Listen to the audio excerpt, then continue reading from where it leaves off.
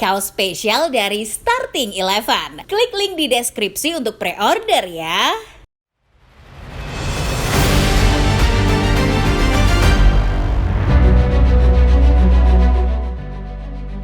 Manchester City kembali menelan kekalahan ketika mereka menjamu Tottenham Hotspur dalam lanjutan game week ke-12 Liga Premier Inggris. Tak tanggung-tanggung, tamu dari London ini melumat pasukan Pep 4 gol tanpa balas. City harus menelan pil pahit karena ini adalah kekalahan kelima mereka secara beruntun. Selepas jeda internasional, banyak orang menilai bahwa Pep akan menemukan solusi dan mengembalikan City ke jalur kemenangan. Sayangnya, anggapan banyak orang kini terpatahkan. City kembali ngelawak lewat kekalahan memalukan di Etihad ini. Bagaimana City bisa hancur lebur di musim 2024-2025? Sebelum menyimak videonya, selalu pastikan Football Lover sudah subscribe, like, dan nyalakan notifikasinya supaya tidak ketinggalan info-info menarik dan terupdate lainnya dari channel Starting Eleven Moment.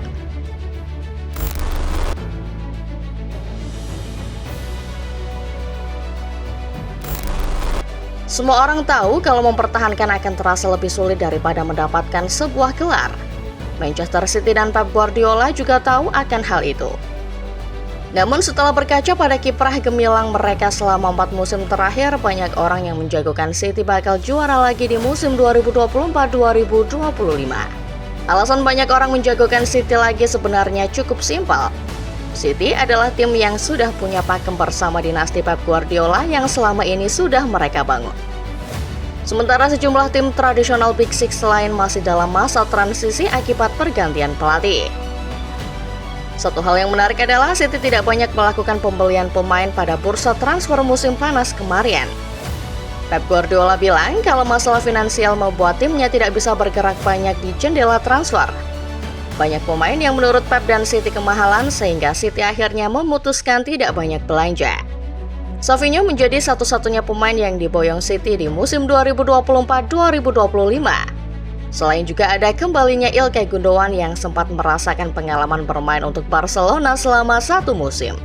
Terlepas dari pasifnya pergerakan City di bursa transfer, tim yang satu ini masih tetap menjadi kandidat kuat juara IPL musim 2024-2025. Untuk sejenak, semua orang mungkin mengira Pep tidak belanja banyak karena ia percaya bahwa skuad yang ia miliki sudah lebih dari cukup. Namun, di balik skuad yang berkecukupan ini, ada masalah besar yang mengintai. Sebuah masalah yang akhirnya menjadi petaka buat City dalam mengarungi musim 2024-2025.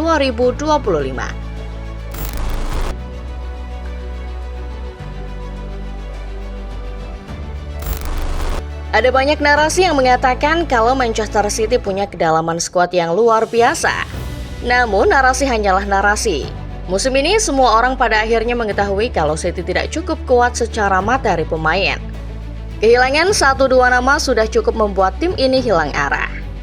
Jadwal padat yang berkali-kali dikeluhkan Pep Guardiola pada akhirnya membuat timnya tidak bisa berkutik. Pep beberapa waktu lalu sempat berkelakar bahwa jadwal padat bisa saja membunuh para pemainnya. Candaan Pep pada akhirnya jadi kenyataan. Jadwal padat membuat para pemainnya pertumbangan dan berimbas pada performa jeblok City musim ini. Kekalahan melawan Tottenham Hotspur di Piala Liga sejatinya sudah menjadi indikasi awal City melemah musim ini. Namun banyak pihak menyangkal bahwa City mulai goyah pada momen tersebut. Banyak yang bilang kalau Piala Liga memang sengaja dilepas sehingga kekalahan kontra Tottenham bukan sesuatu yang mengejutkan. Namun ketika City tumbang lagi melawan Bournemouth, barulah banyak orang sadar kalau ada yang tidak beres dengan tim yang satu ini. Menyusul kekalahan kontra Sporting di UCL dan Brighton di EPL, lengkap sudah penderitaan City. Kehilangan sejumlah pemain pada akhirnya berimbas pada catatan 4 kali kalah beruntun buat Manchester Biru. Kehilangan Rodri menjadi kehilangan yang paling kentara. Tanpa sang gelandang, City menjadi tim yang rapuh dalam situasi transisi negatif alias transisi menyerang ke bertahan. Ditambah dengan absennya Kevin De Bruyne sebagai outlet kreator serangan serta Jack Grealish di sisi sayap, City menjadi kehilangan arah di musim ini.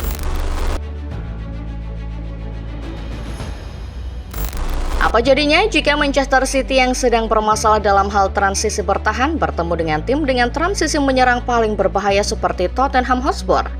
Masih banyak yang percaya City akan tetap menang.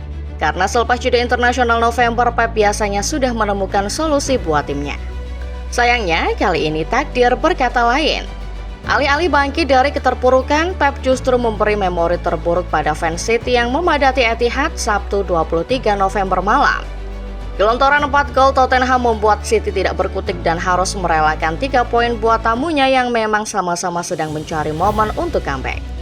Laga melawan Tottenham menjadi gambaran nyata bagaimana City benar-benar merindukan sosok Rodri dalam skuad mereka. Tottenham menggempur habis City lewat skema transisi cepat. Pada akhirnya, klub asal London memberikan memori pahit perayaan Ballon d'Or Rodri di Etihad tepat sebelum kick-off pertandingan.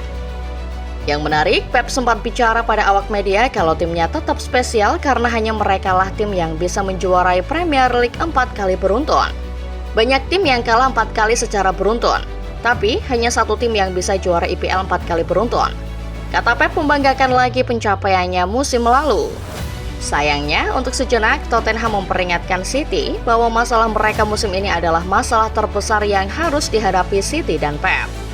Tottenham besutan Ange Postecoglou memberi kekalahan kelima secara beruntun, yang mana capaian seperti ini juga termasuk capaian langka untuk sebuah klub sekaliber Manchester City.